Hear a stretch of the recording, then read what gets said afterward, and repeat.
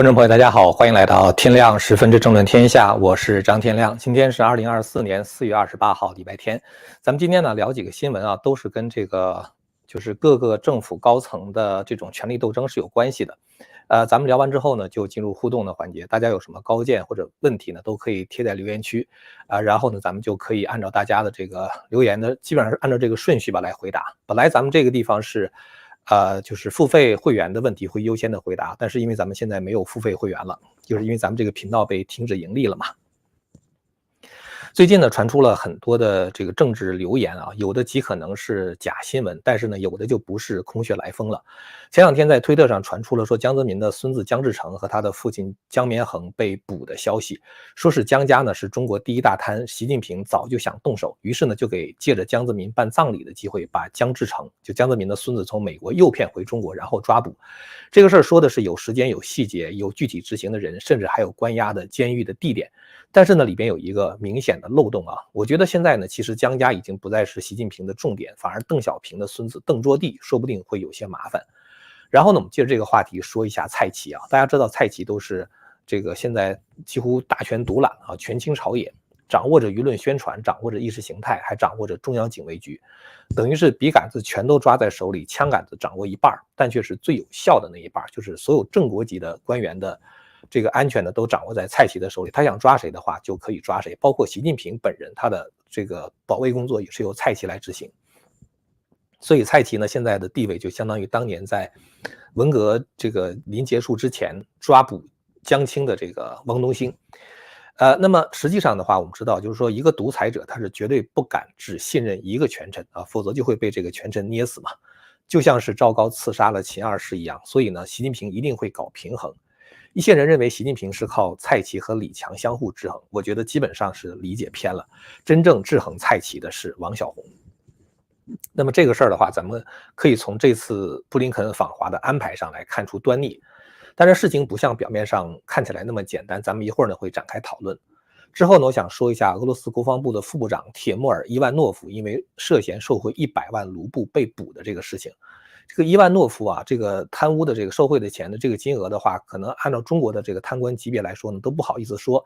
因为这100万卢布的话呢，大概只相当于人民币8万块钱呢。这个是新华社的报道，就提到这个俄国防部副部长伊万诺夫涉嫌受贿被拘留嘛。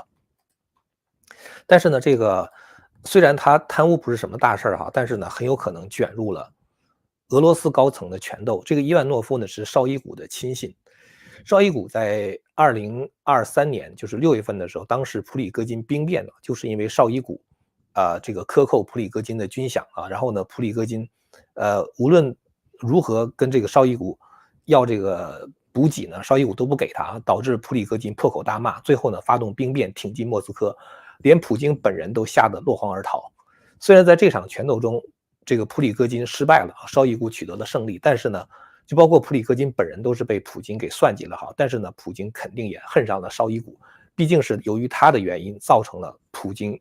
虚惊了这么一场。目前呢，是因为俄乌战争还没有结束，所以普京还不会马上拿下绍伊古。但是无论是在政治上还是军事上，这个因为如果现在拿下绍伊古的话，它的震动会太大嘛。但是如果一旦战争结束之后的话，绍伊古的命运就不好说了。在今天正式讨论这些话题之前呢，咱们还是请干净世界上的观众点赞关注，油管上的观众呢就请您点赞、订阅和按下小铃铛。那么咱们现在呢，在说第一个新闻之前，咱们先进一段工商服务信息。据说呀，早在1000多年以前，产自朝鲜半岛的高丽参就已经是一种贡品了。现在呢，6年根的高丽参也被韩国政府作为国宾的礼品赠送给外国的元首。本期节目的赞助商呢，就是普瑞堂的玄宝黑参原参，这个是他们的这个包装啊。这个里边的话呢，装的就是韩国6年根的这种高丽参啊。这种高丽参大家可以看到是纯黑的哈，它是经过这个传统的9蒸9晒纯手工制造的啊。这个品相非常的好啊，一根人参非常的完整啊，根须呢也非常的健壮。这一盒原参呢一共是15颗，个个都是精挑细选出来的这种6年的高丽参。因为高丽参长到6年的时候呢，外形和有效成分都达到了最佳的平衡点，然后呢，再经过9蒸9晒纯手工的古法制作，所以呢，这个黑参的燥火性就被去除了，滋补功能呢也就增强了。大家可以看到这里边是经过了9蒸9晒之后呢，它的颜色就不断的变深了，那到第9次的话就完全变黑了。根据检测呢，普瑞堂黑参的有效成分中的人参皂苷啊，它的含量比红参会高出8倍啊，人体对人参皂苷的吸收率呢也是红参的6倍，是白参的16倍。那么这样的话呢，这样的玄宝黑参呢，它就适合于任何一种体质的人啊，都可以服用。一年四季也都可以啊。除了黑参之外呢，普瑞堂还有100%的纯素的植物鱼油产品，对提高免疫力、清血管、降三高和胆固醇都很有帮助。为了答谢广大消费者对普瑞堂系列产品的厚爱，以表达对母亲节的敬意和感恩，那么普瑞堂呢最近推出了母亲节的促销活动。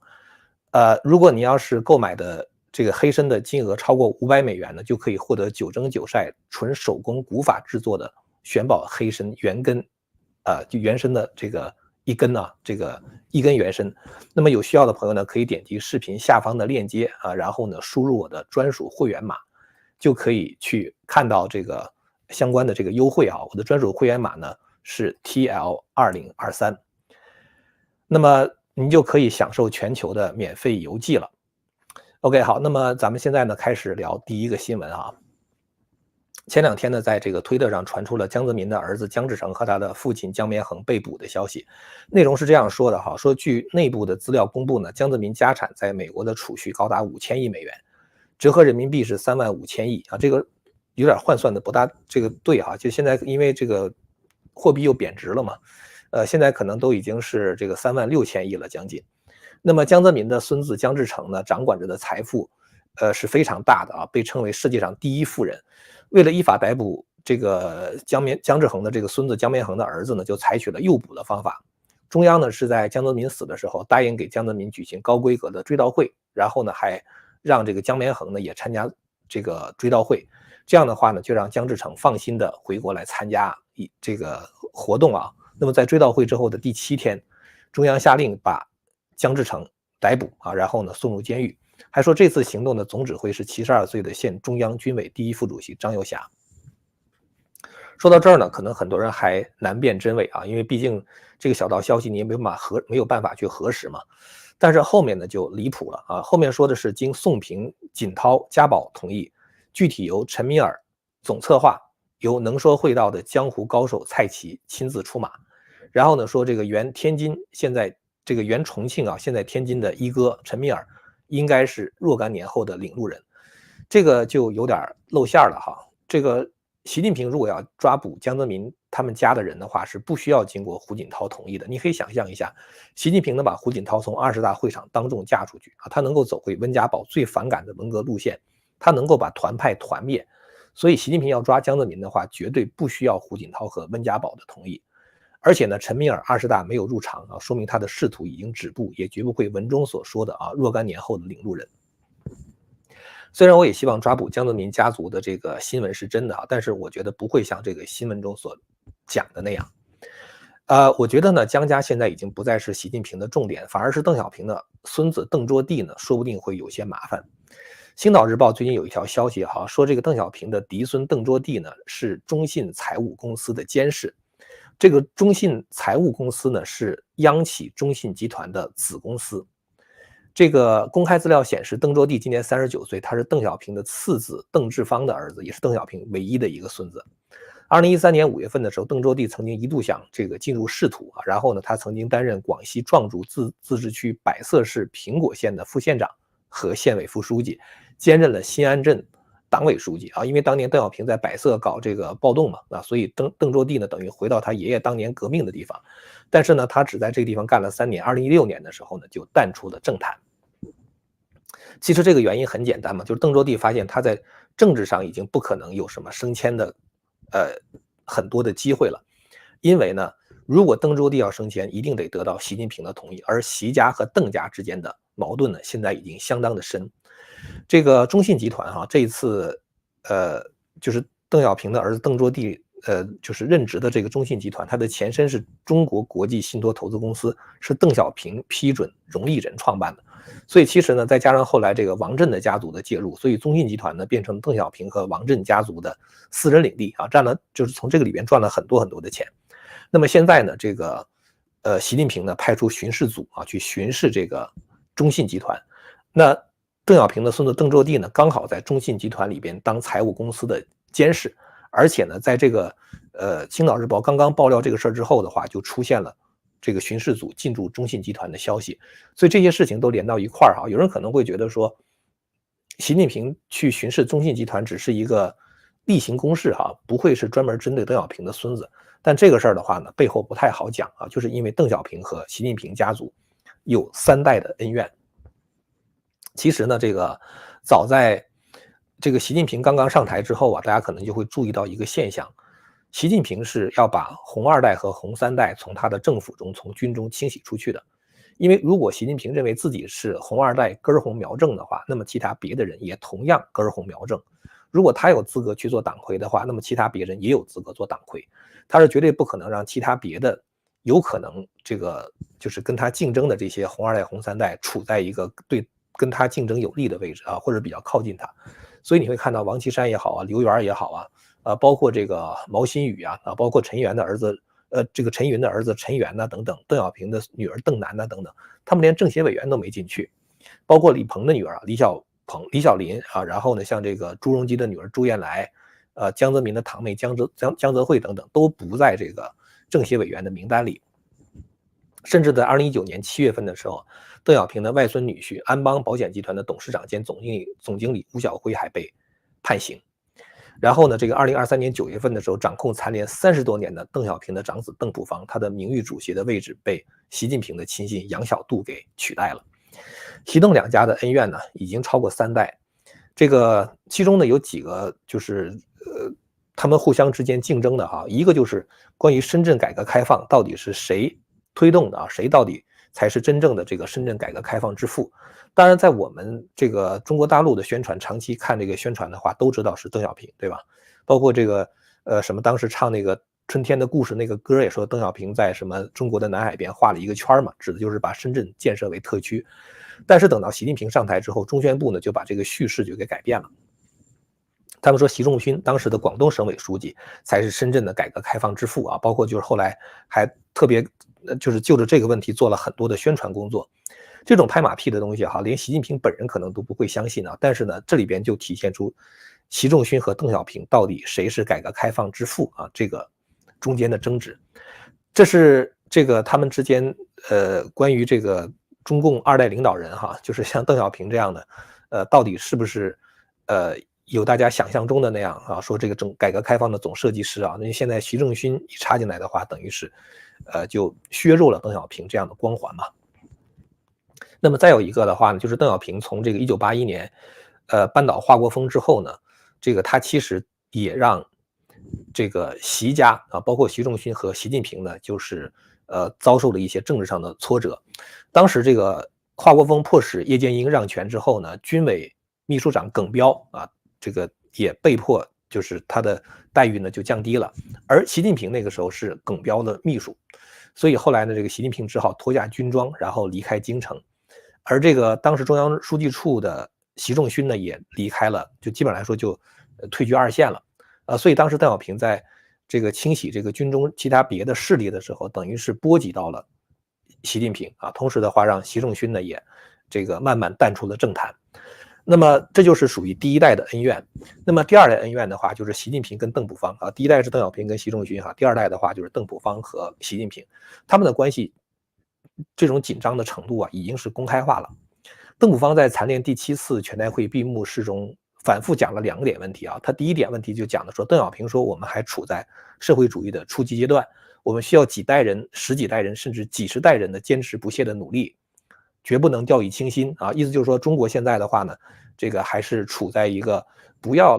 总宣传自己是什么大国崛起啊，不要到处大撒币啊，不要宣传什么大国外交。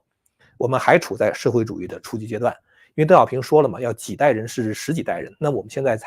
习近平的话才到第5代，对吧？那中间还隔着好多代呢，中间这个未来努力的这个时间还有很长的嘛。所以邓朴方在这个残联闭幕会上的讲话，明显就针对习近平这种大国崛起啊，就是意思告诉他不要头脑发昏。那然后呢，后来邓朴方还讲了什么呢？他说，事实证明我们面临的国际国内形势将会更加复杂，矛盾会更加的凸显啊。然后呢，说这个国际上不稳定不确定的因素增多啊，要坚持和平与发展的方针，争取合作共赢的国际环境。这个时候要害是把中国自己的事情办好。这个事情明显针对的就是习近平的战狼外交啊！我们在国际上不要搞那么多的敌人啊，我们应该争取合作共赢啊，我们应该坚持和平和发展。然后呢，这个邓普方还说呢，说我们现在可以充满信心的说，改革开放开启了一个大时代啊，不拉不拉，意思他说这个就是他爹开启的这个大时代啊，就是把习仲勋中间的这个功绩呢也给他淡化了。所以邓普方哈，当时这个在残联闭幕会上的讲话，你会觉得都是有所指的。这个很奇怪哈，因为邓普方作为一个残联主席的话，他应该讲的是怎么把残联的这个事情办好，而他讲都是国家的大政方针，而且几乎处处都是在针对这个习近平。而且呢，邓小平还说，这个邓普方还说改革开放的成果和政策都不应该再改回去啊，都是不能够再复辟回原形的。这个呢，就是对习近平想回到文革的一种抵制。所以你会看到，这就是他们之间的这个第二代的恩怨了哈。后来这个邓普方就被习近平给这个踢出去了啊，让这个杨晓渡啊，习近平自己的亲信杨晓渡就接替了邓普方残联主席的这个职位。所以呢，就是说这个邓小平跟习仲勋是第一代恩怨，邓普方和这个习近平的话呢是第二代恩怨，第三代的话就是邓小平的外孙女婿，安邦的这个董事长吴晓辉被判刑。吴晓辉被判刑判的非常的重啊，这个他是这个2018年的时候，当时判处是有期徒刑，他是说他以这个集资诈骗罪判处有期徒刑15年，剥夺政治权利4年，没收人民币财产95亿，然后呢以职务侵占罪啊又判处有期徒刑10年，没收人民币10亿元，最后呢数罪并罚，决定执行有期徒刑18年，剥夺政治权利4年，没收人民币财产105亿，违法所得及其孳息予以追缴。所以作为邓小平的外孙女婿啊，就是能够被判18年，然后这个人就财产全部没收105亿。你想习近平得不给邓家面子到什么程度才会公开的去处理吴晓辉案？所以我们可以看到，就是说邓家跟习家两家是3世恩怨呢。所以到邓普方退休的时候呢，习近平才算是出了一口气。但是呢，邓卓棣已经进到了习近平的瞄准镜里啊，这就是为什么我们觉得这次巡视中信集团的话呢，有可能并没有我们表面上看的那么简单。说完了这个习邓两家的这个恩怨之后的话，咱们再说一下这个蔡奇的这个事儿哈。因为蔡奇现在权倾朝野呀，所以很多人都觉得这个蔡奇呢几乎是一人之下万人之上了。咱们刚才也提到哈，就是作为习近平来说，这样一个独裁者呢，他是不可能把所有的权力都交到一个人的手里，他是不会把所有的鸡蛋都放到一个篮子里边的。蔡奇呢，这个之所以得到习近平的信任呢，不光是从福建到浙江再到北京啊，就是一直是紧紧的跟着习近平。同时的话呢，就是蔡奇是为了习近平是不怕背骂名啊，是不怕背黑锅的。就当时在北京2017年的时候清理这个低端人口啊，这个被大家都已经骂惨了，是吧？这个习近平要的就是这样的人。为什么呢？因为一个越好的人，一个越得民心的人，在习近平看来的话，就是越不可信任。只有当你背负骂名，而且人人都骂你的时候，那么这个时候呢，你只有投靠习近平，才能够保住自己的安全。所以当蔡奇交了这么一个投名状之后啊，习近平就认为蔡奇是可以信任的。其实就包括李强啊，当年习近平提拔他的时候，也就是因为李强敢在上海铁腕封城啊，就是执行习近平这种特别无脑、特别野蛮、这个非常没有这个不科学的这么一种决策啊，而且就是顶着压力一直在执行，这个才能够得到习近平的信任啊。所以蔡奇和这个李强的上台呢，都是跟这个有关系的。但是等到李强上台之后，习近平就不信任他了哈，因为这个李强他劝习近平要这个放开这个风控嘛。但是蔡奇呢，一直是忠心耿耿的为习近平干黑活啊，这个干脏活。那其实呢，这个蔡奇这个位置哈，他要是想得到习近平充分的信任，他必须得做一件事儿，也就是说呢，他得向习近平表明，我是没有任何自己的帮派，没有任何自己的私人利益的啊，我是只对你一个人表示忠诚。在这种情况下哈，其实我们看到就是有很多福建帮被提拔，这个福建帮被提拔这些人呢，到底是蔡奇提拔的还是习近平提拔的？这个对我们来说现在还是一个问号。我们现在只是看到福建帮的崛起，但是蔡奇是绝对不敢跟这些人走得太近。如果他跟这些人走得太近的话，大家可以想象一下，习近平就会觉得蔡奇就建了一个小圈子。那么在这种情况下，他一旦怀疑蔡奇的话，他一定会把蔡奇打入冷宫啊！整个跟着蔡奇的人的话，他们都会倒霉。这个就像当年这个朱元璋在当了这个皇帝之后啊，办这个胡惟庸大案。当年的胡惟庸呢，为了巩固自己的地位啊，于是的话就在朝廷中拉帮结派啊，包括这个像朱元璋的亲家李善长啊，都被这个胡惟庸拉下水。所以当时胡惟庸就觉得满朝的人呢都是他的朋友啊，满朝的人的话都是他的党羽，这样的话他认为朱元璋就不敢把他怎么办了。但是我觉得哈，就是说这个胡惟庸没有想明白一件事儿，大家可能都记得哈，就咱们学那个《史记廉颇蔺相如列传》里边，当时这个不是有那么一个事儿嘛？就当时这个有一个这个赵王身边有一个宦官叫做妙贤的啊，他呢就是得到了这个和氏璧啊，大家都知道那个后来被秦始皇把它刻上字变成传国玉玺的那块玉啊，和氏璧完璧归赵的那块玉。当时赵王跟这个他的宦官妙贤要这块玉的时候呢，这个妙贤就没给之后，这个赵王就不高兴了嘛。这个妙贤呢就有点担心啊，怕赵王收拾他，然后呢他就想离开赵王，躲到别的国家去啊，就相当于这个出去流亡了啊，这个就找一个国家提供政治庇护了。当时呢，这个妙贤呢有一个舍人啊，这个舍人呢就是蔺相如。蔺相如就问妙贤说：“这个你想到哪个国家寻求庇护啊？”妙贤想了想说：“我去找燕王吧。”这个蔺相如就问他说：“那你找燕王的话，你怎么知道燕王信任你呢？”妙贤说：“哎呀，当年呢，这个燕赵两国的国君见面的时候啊，这个燕王拉着我的手啊，跟我非常的亲热，然后呢跟我说这个有事儿啊，你找我啊，我来帮你搞定。所以呢，我觉得燕王对我挺好。”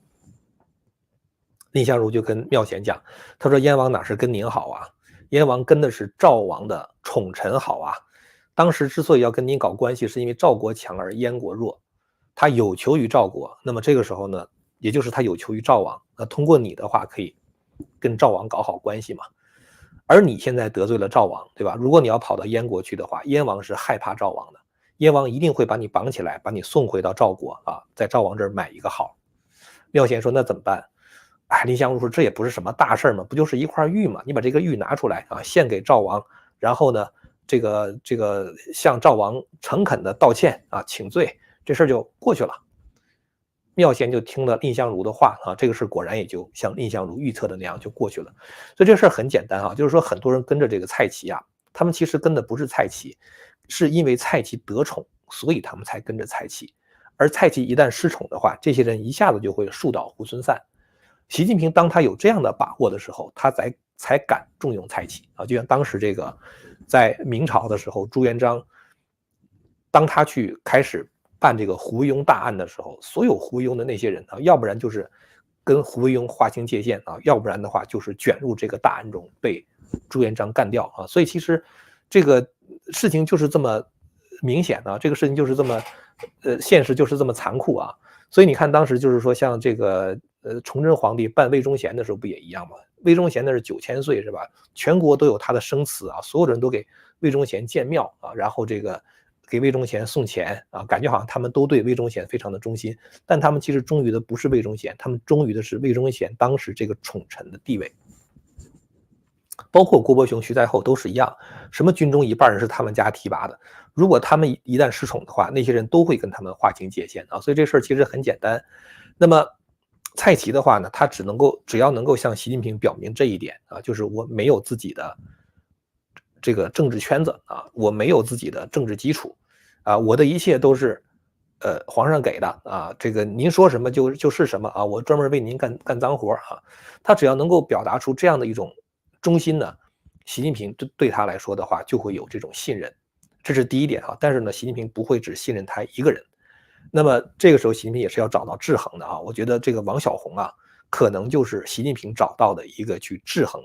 蔡奇的人。在去年9月份的时候啊，当时有一个传言啊，说三中全会呢马上就要召开了，这个中央办公厅主任这个职位，通常来说的话，都是一个政治局委员担任的哈，或一个副国级的人担任的。而蔡奇的话，以常委兼任中央政治局中央办公厅的主任，这是一个非常非常就是这个奇怪的或者诡异的一种安排，这个之前都是没有先例的。所以当时在去年9月份的时候，有一个传闻，就是3中全会召开的时候，王小洪呢会取代蔡奇做这个中央办公厅主任。实际上哈，我觉得就是说，这个习近平对王小洪的这种信任呢，现在已经几乎不加掩饰了啊。王小洪会干很多这个外交部长干的活啊，包括他当时去匈牙利去谈什么，我忘记了谈一个什么事儿哈。然后呢，这一次布林肯来访的时候，是王小洪去跟布林肯讲啊，说下午的时候习近平要见你，通知对方的官员去见习近平。这个本来是外交部长的工作，因为这个按照中共自己的媒体的报道，布林肯来华是受到王毅的邀请啊，外交部长王毅的邀请，或者外事办主任王毅的邀请。那所以布林肯其实是王毅的客人，那当然应该是王毅来通知了，但是呢，却让王小洪通知，这个非常明显的显示出习近平对于王小洪的这种信任啊，甚至可能就是公开的通过这样的方式传递一个明确的信号。就是王小洪是我信任的人，蔡奇是我信任的人啊，所以他们俩之间的话，就有可能会产生这样的一种，权力上的这种相互的制约啊，相互的监视。王小洪作为公安部部长，掌握着特勤局啊，所有副国级官员的命都捏在王小洪的手上，那这个他也就可能会跟这个蔡奇之间，这个中央警卫局之间达成某种制衡。啊，这个就是我们对这个现在中共高层的一些动向，从蛛丝马迹中的一些观察啊，就大家我不知道会不会觉得有道理啊？你有什么想法的话，也可以在咱们这个视频下方留言啊。最后呢，再说一下这个俄罗斯的这个权斗的这个事情哈。最近几天啊，这个俄罗斯国防部副部长这个被抓的这个消息呢，现在这个不光是俄罗斯在报啊，中共新华社也在报。这个副部长的名字叫铁莫尔·伊万诺夫，我不知道他这个人是不是有蒙古血统啊？蒙古很多人都叫什么什么帖木儿啊，什么托欢帖木儿啊，元顺帝叫托欢帖木儿嘛，就是蒙古很多人都有这么一个帖木儿这么一个名字。这个伊万诺夫呢，他这个涉嫌受贿啊，因为这个把他抓起来，据说是因为这个哈，而且说他至少面临着15年的监禁。这个他受贿的金额呢很可怜，只有100万卢布啊，现在卢布对美元的话90几吧，所以你换成人民币就是8万多。所以其实他被捕的话肯定不是因为受贿，那么真正让他摊上事儿呢，据说哈是叛国罪。这个伊万诺夫不是一个人出事哈，一起被捕的还有个叫伏尔加别列格的公司，这个老板叫博罗金啊。这个人的话是干什么的呢？这个公司其实是俄罗斯国防部的一个承包商，这个公司的老板博罗金呢，就跟这个伊万诺夫的关系非常好啊，所以就从伊万诺夫那儿拿到了很多政府的大订单啊，这个咱们叫 B2G 嘛，就 Business to Government 啊，拿到了很多 B2G 的这种项目，其中呢包括这个俄罗斯的这个东方航天场、爱国者公园啊，这个就是建设，还有呢就是马里乌波尔的重建。马里乌波尔是一个被这个俄罗斯已经炸平的一个城市啊，就是俄乌战争中被俄罗斯炸平，所以你想重建一个城市的话，这得多少钱是吧？都是由伊万诺夫负责。这个伊万诺夫呢也投桃报李，2023年的时候，这个博罗金呢也投桃报李啊，这博罗金是这个公司的负责人嘛，那么他就给伊万诺夫啊，给这个国防部的这个副部长呢，就建造了一座豪宅，2023年的时候建的。据说这个房子占地8公顷啊，有豪华的客厅、丰富的娱乐设施和巨大的喷泉。那么这个伊万诺夫被捕的话呢，他的背后是谁呢？他的背后就是绍伊古。伊万诺夫能够走到这一步，都是绍伊古提拔的。伊万诺夫本人并不是职业军人出身，他是在绍伊古的帮助之下穿上军装进入国防部。绍伊古以前曾经做过莫斯科州的州长，当时伊万诺夫是他的副州长。然后等到绍伊古去做这个俄罗斯的国防部部长的时候呢，伊万诺夫就变成了副部长，所以他俩的关系buddy哈，就非常非常的清楚。那外界普遍认为说伊万诺夫这个事儿呢，到现在还没有结束，他被捕之后呢，就很有可能会迁出绍伊古。你想这么多的工程拿走，就这么多的钱都被这个伊万诺夫给了博罗金那个公司，你想作为绍伊古能没有一点领导的责任吗？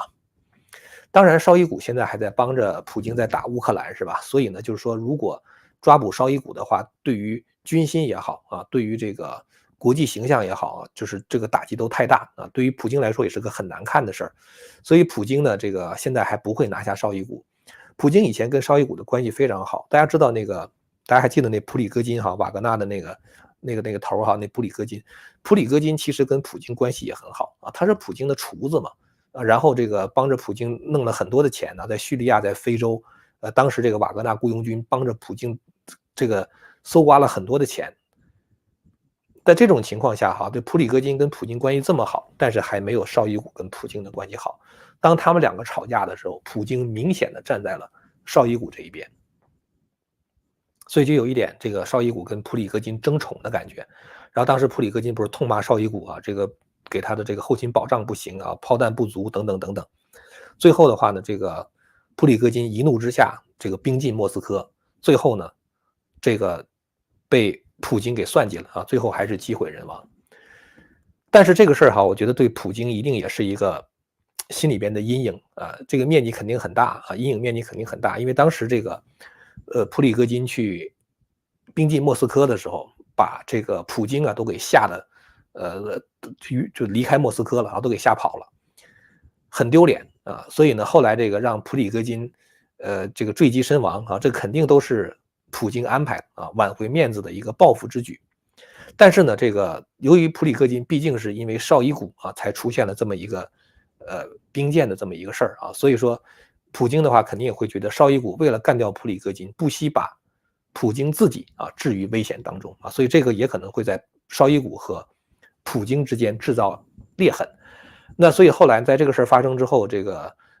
不管是绍伊古也好，还是这个当时这个那个格拉西莫夫啊，那个总参谋长啊，后来都失踪了一段时间嘛。后来可能普京想想还是让他们复出了啊，否则的话对外界也很难交代，对普京的面子也很难交代啊，所以才让他们复出。所以大家可以看到，就是说在独裁国家里边哈，他的这种互相之间的权力斗争，其实是非常非常激烈的啊，有很多都是超乎我们想象的。我是借着这个事儿哈，就说一下这个就是蔡奇啊，这个现在在习近平心中的地位啊，和这个习近平在高层玩的这种权谋啊，这种权力之间的平衡啊，包括这个习近平有可能会去继续报复邓家啊，这个特别是针对邓小平的唯一的孙子邓卓棣这个事情。今天想跟大家聊的就是这么几件事儿啊，因为礼拜天咱也没有什么特别大的新闻哈，咱们就跟大家聊一聊这些八卦的事情。最后呢，想感谢一下加拿大的韩女士给我的非营利机构天亮联盟的捐款。下面的时间的话呢，咱们就开始回答问题哈，因为咱们这个本来呢是如果要是付费的会员呢，问题会优先的回答啊。现在呢，因为咱们频道呢这个盈利被停了啊，所以所有的会员都被自动退订了啊，所以咱们第一不能放广告，第二的话也不能够再有收费的会员了啊。所以今天呢，咱们回答问题就是随机了啊，随机提问，大家在这边打字哈，随便打一些字，这个我看到了之后的话，我们就来回答大家的问题。小编呢也会把大家的问题贴到这个我的这边的就是我们共享的一个文件里边哈。那咱们现在呢就开始。第一个问题哈，田老师好，近期在街头遇到了一个纪念425和平上访满25周年的游行活动，网络上查阅后发现这个活动可算是中共见证以来第一个和平落幕的民众万人集体上访事件，但在这个活动过程中，那群上访的人们是遭到了中共官方有意的诱导到中南海，并在数月后发动镇压迫害运动，直到今天。想请教您，若当初那群参与者不去上访，对中共的一切作为采取逆来顺受的态度，是否就不会引起日后的全面镇压？这个事儿咱们说过了哈。上个礼拜天呢，因为是不是上个礼拜天，就4月25号当天，咱们在这个频道里边做节目的时候呢，提到了一下这个事儿。然后当天呢，也在这个频道的下方贴了一个链接，是我在2019年，就是425 20周年的那一天做的一套系列节目，把整个事件的来龙去脉都讲得很清楚哈，就是欢迎大家去看一下。我也可以把这个链接到时候再转贴过来哈。其实呢，我一直这个在表达这样一个观点，就是425那一次万人上访并不是镇压的原因，而是镇压的结果。在那个之前，中共其实已经在很多次已经采取很多不同的方式去骚扰法轮功学员。虽然不是全国所有的地方都这样，但是呢，在全国很多地方，不同的省份都出现了。所以后来法轮功学员觉得说，我们就是打打坐练练功嘛，我们都是和平的，也不伤害其他别的人，这完全是一个信仰自由的问题。所以当时他们其实是希望官方不要再干涉他们练功的自由啊。但是后来这个中共呢就开始了镇压，全面的镇压。但是大家要注意一下425那次就是中共开始镇压呢，不光是镇压法轮功，当时这个还有一个叫做中功的，就张洪宝的那个气功也被镇压。而张洪宝那个中功是根本就没有去中南海上过访的啊。但是呢，因为中功在中国的人也很多嘛，当时有3000万人嘛，所以就连中共就一块镇压了。所以大家要知道就是说中共镇压你并不是因为你去了中南海，而是中共他觉得突然之间有这么一群人，他们相信了一个不同于共产党的意识形态，他们相信了一个这个就是不是领袖的这种重要指示啊。所以呢，在这种情况下，这个领袖他就会觉得个人的权威受到挑战了啊，他会觉得这么多人都相信法轮功，这是在跟党争夺群众了啊。其实这才是他们镇压真正的原因啊。你去不去中南海，他都会镇压的啊。所以这个事儿我觉得基本上是这样这个事情来龙去脉我讲的特别的详细啊，大概前后大概有4集，一集大概有15到25分钟吧，就把这个事情的来龙去脉讲得很清楚。回头我们把链接贴在下方大家可以自己去看。OK， 第二个问题，这个张教授目前对美国的学生运动怎么看？昨天呢，这个方伟江峰他们这个唐靖远还有大宇他们在周末大 V 谈就是干净世界的那个节目里边谈了一下学生运动。其实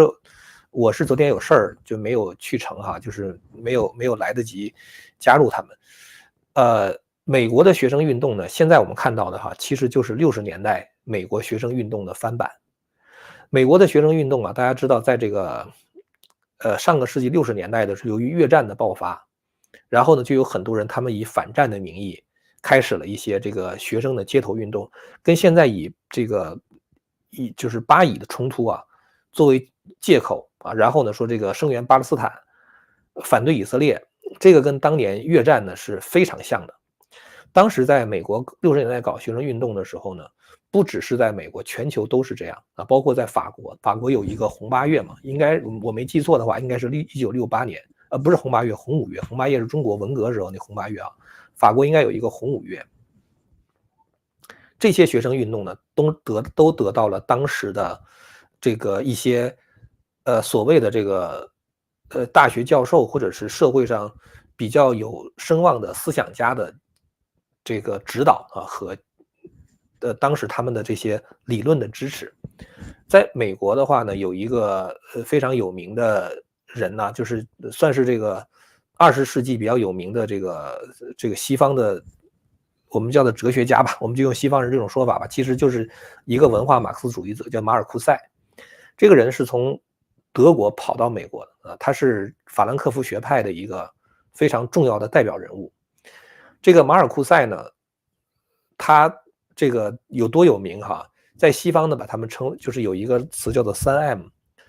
3M 的话呢，第一个 M 就是 Marx 就是马克思，第二个 M 的话就是毛泽东就是也是以 M 开头的，第三个呢就是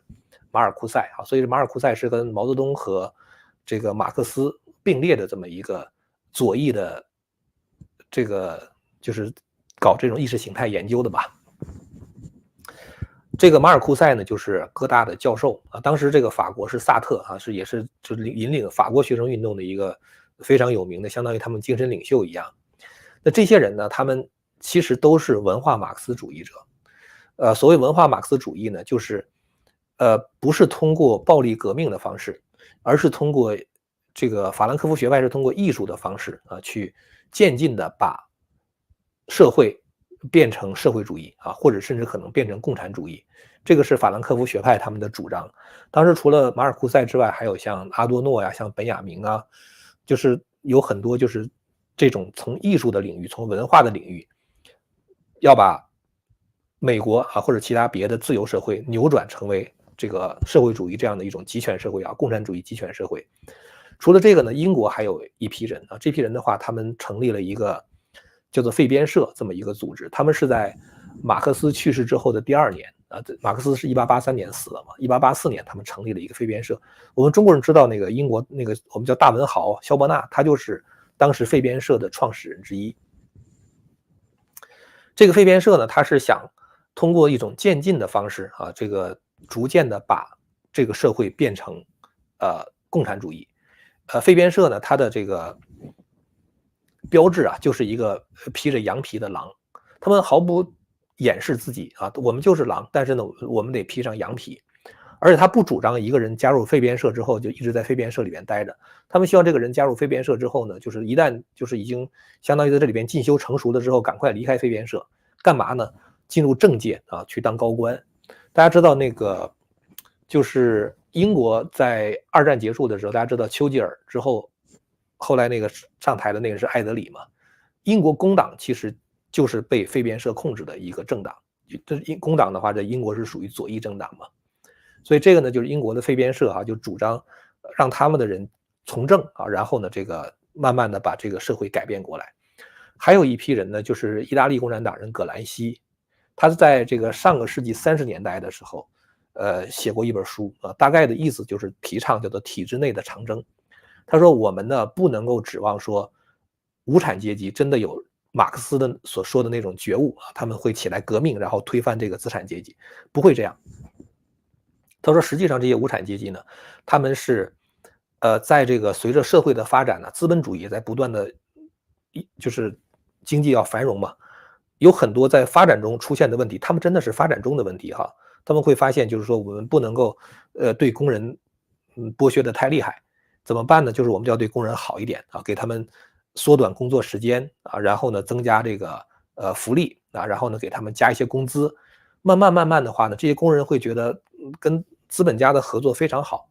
其实大家如果你要是在这个中国生活的话，你也知道为什么你要失业，对吧？为什么你失业？因为你没有资本家剥削你嘛，对吧？你这个想找一个工作的话，就是想找一个资本家来剥削你嘛，你想把你的劳动力出卖出去，对吧？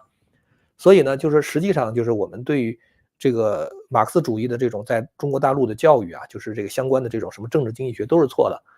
资本家和工人之间是一个共生的关系，资本家他有很好的理念，他也有钱，然后的话呢，他想为这个社会做一些事情，这时候底下有一些具体干活的人，这些具体干活人的话就是这些工人。资本家其实承担了这个资本，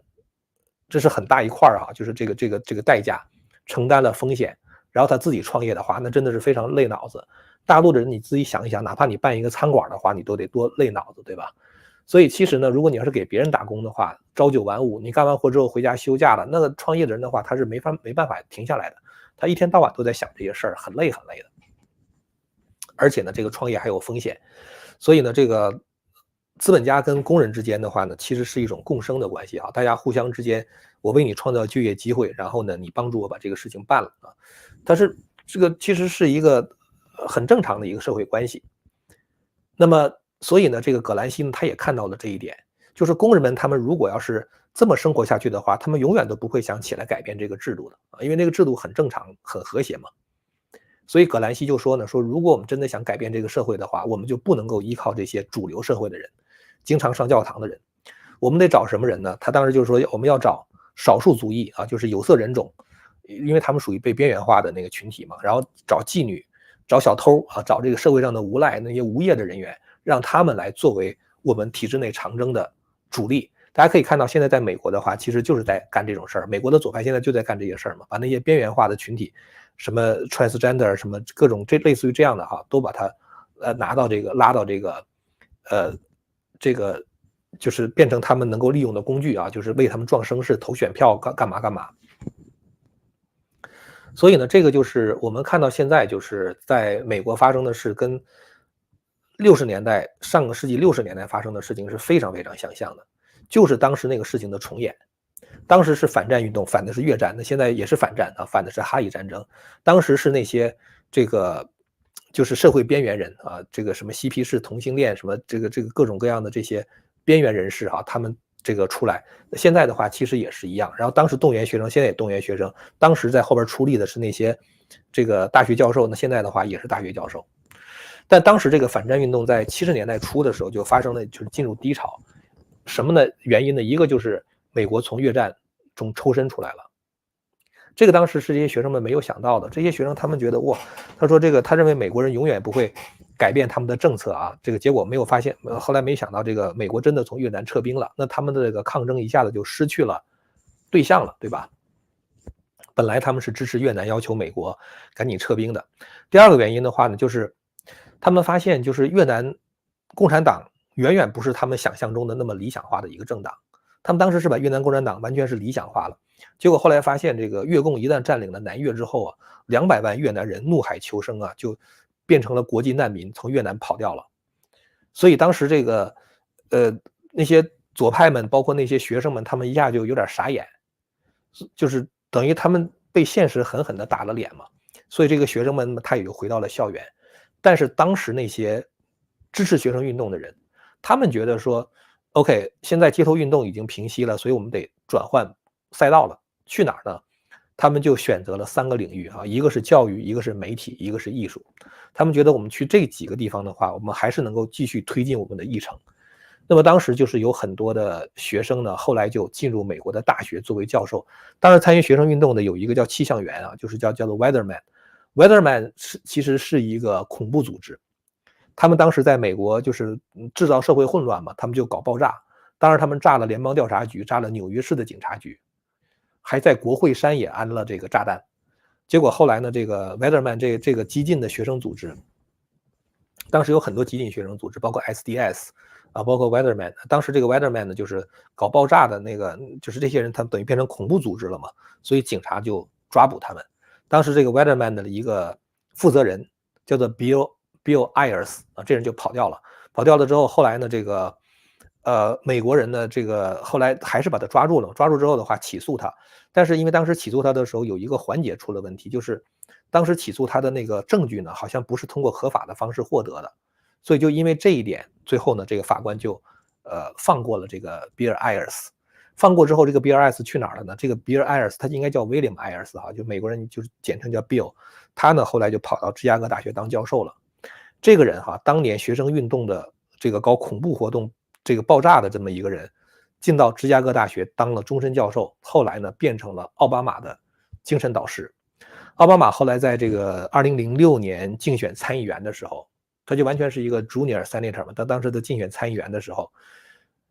他的第一次筹款会就是在这个 Bill Ayers 的家里边举行的，所以那个人就是奥巴马的精神导师。我说这东西大家去查啊，一 Google 就知道了啊，就都能够查得到的。当时这个搞这种就是通过文化的方式毁掉美国的呢，还有一个人就是也很有名哈。这个人呢是就是希拉里·克林顿的特别崇拜的一个人啊。他当时这个希拉里当时就这个他的毕业论文哈，就是献给他的。这个人叫索尔阿林斯基啊 ，Saul Alinsky。这个人他也是这个专门是煽动这个无产阶级革命什么什么之类的。当时这个Saul Alinsky特别喜欢这个 Hillary Clinton 啊，说你跟着我干吧。Hillary 当时说不，我要进到美国的体制内去啊，搞体制内的长征。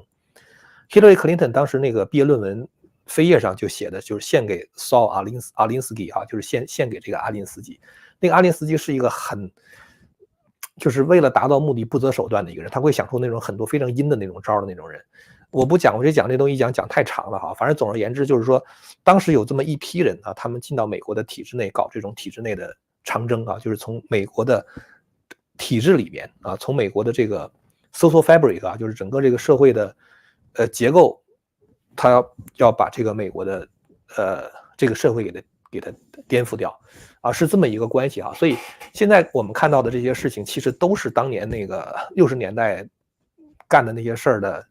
余殃啊，或者说只是在 copy 当年干的那些事情。有一个事情，其实大家我不知道是不是会很忧心哈，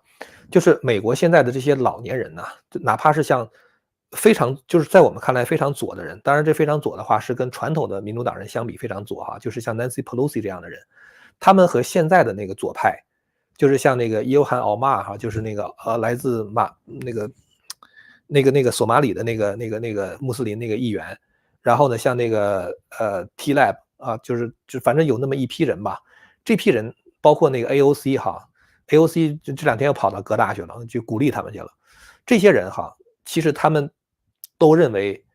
像 Nancy Pelosi 这样的人太靠右了，他都觉得其实 Nancy Pelosi 的话在光谱上的话是属于就是非常左翼的一个人。但是呢，他再左翼哈，他还生活的那个年代还保留着那个年代的一些烙印，比如说他们会支持犹太人，在这个方面的话，他们是这个左翼的话，老的人也是不含糊的啊。所以这一次大家看到 Joe Biden 也好啊，或者是这个Nancy Pelosi，就像这些人的话，他们都是支持犹太人的，他们是反哈马斯的。但是现在呢，就是说这批人他们在新左派看来，其实我用这个新左派不是特别准确的一个词儿啊，就是最新的这批左派，他们仍然认为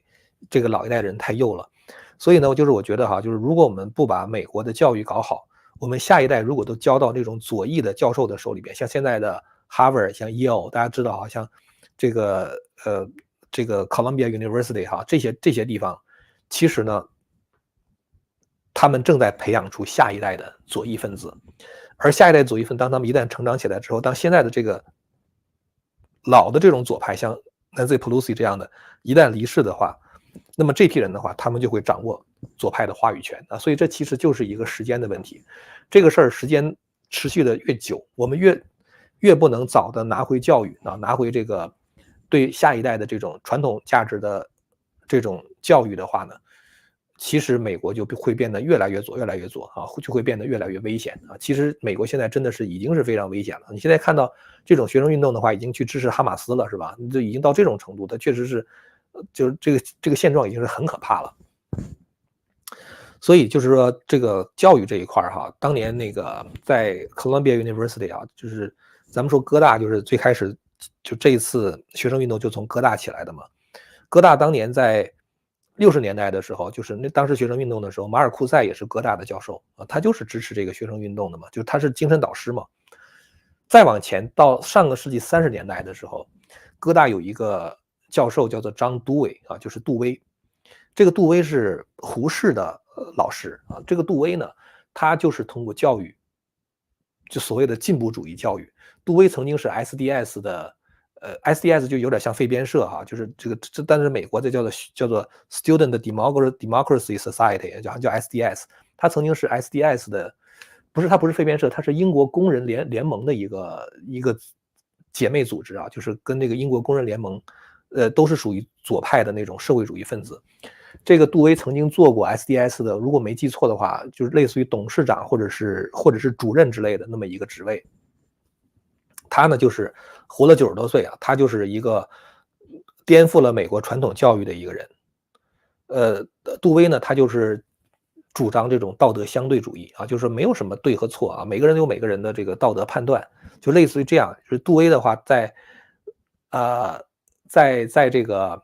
Columbia University 里边，他办了一个教育学院，当时全美国有30%几的学校的校长都是他培养的。美国有30%几的学校，就中小学学校的校长啊，都是杜威的学生。所以你可以想象一下，他培养出的，他是左派嘛，他把他的这个思想灌输到那些学校的校长的脑子里，然后那学校校长的话再灌输到下一代，那个影响是特别特别大的。教育这一块对人的影响是特别大的。所以当时列宁讲过一句话嘛，列宁说：“我可以什么都不要，但是请让我编教科书，我就可以改变，给我一代人，我就一代人的时间，我就可以改变这个社会。”所以教育是非常非常大的一块。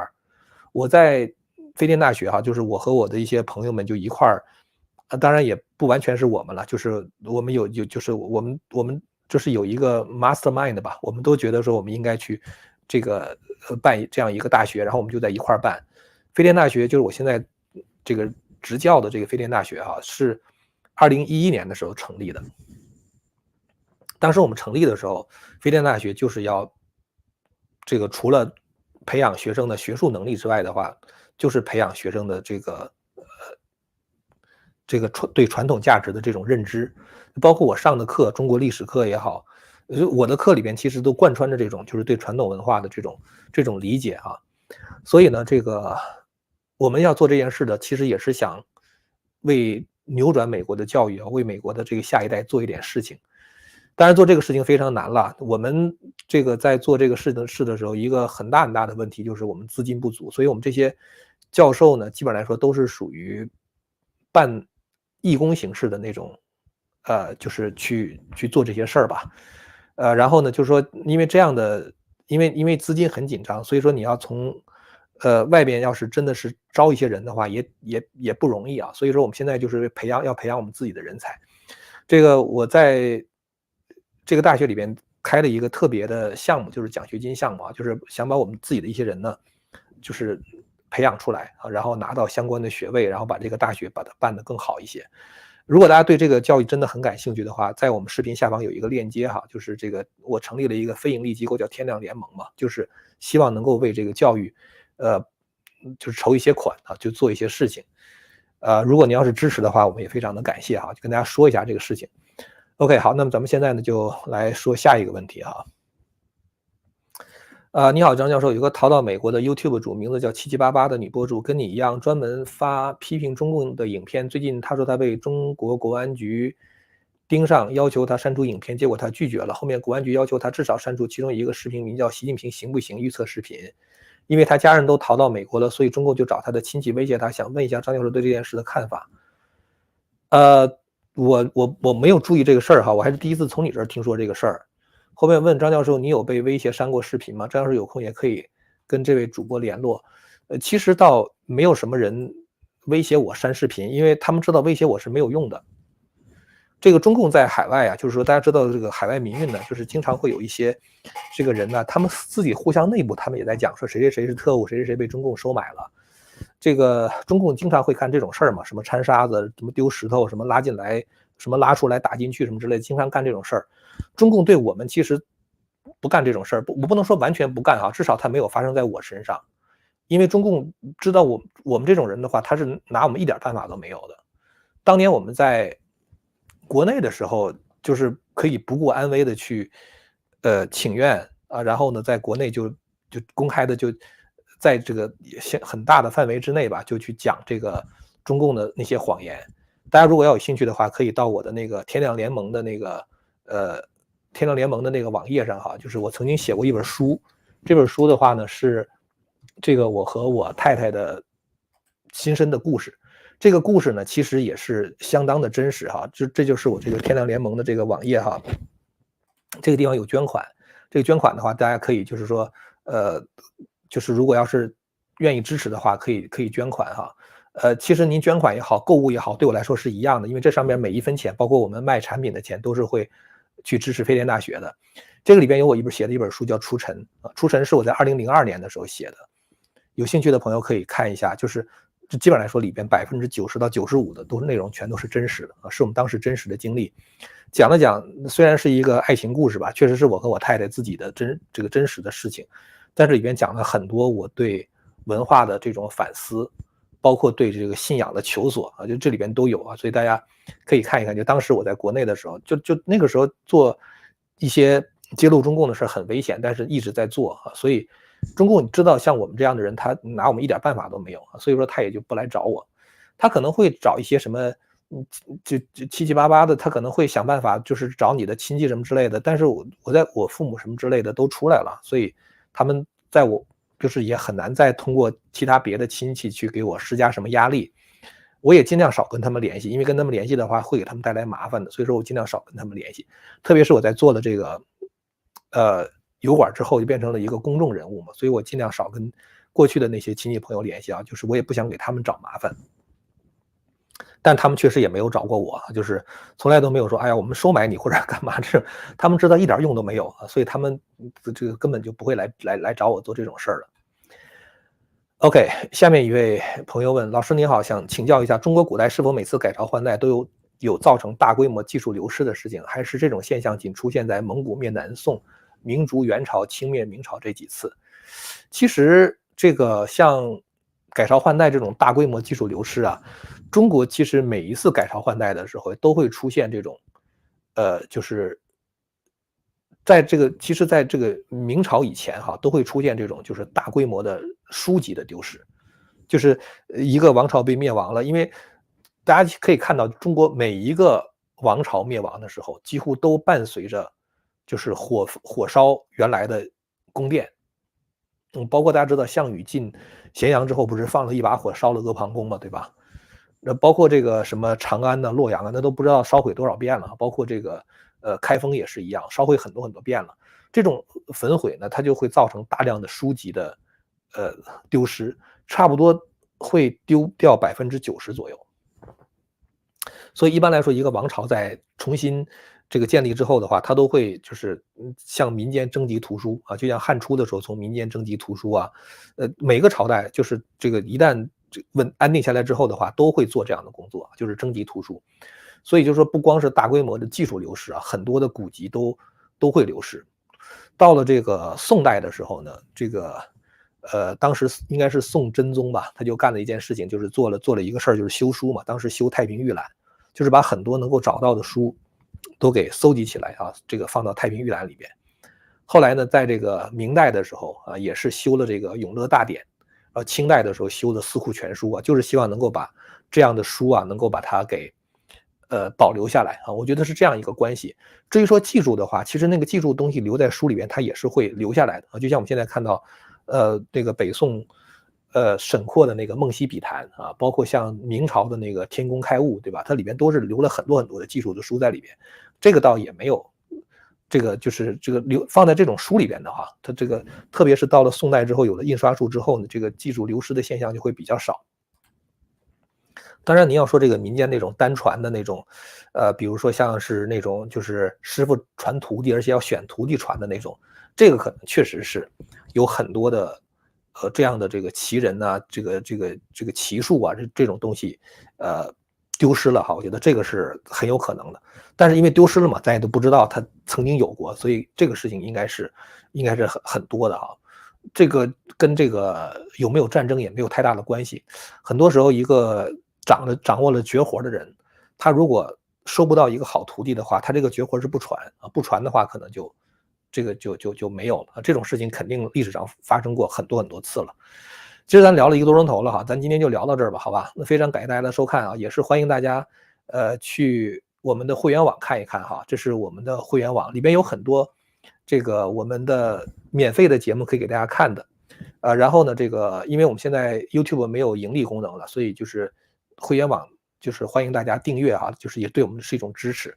那再有一个就是，如果大家对这个帮助我们恢复传统的教育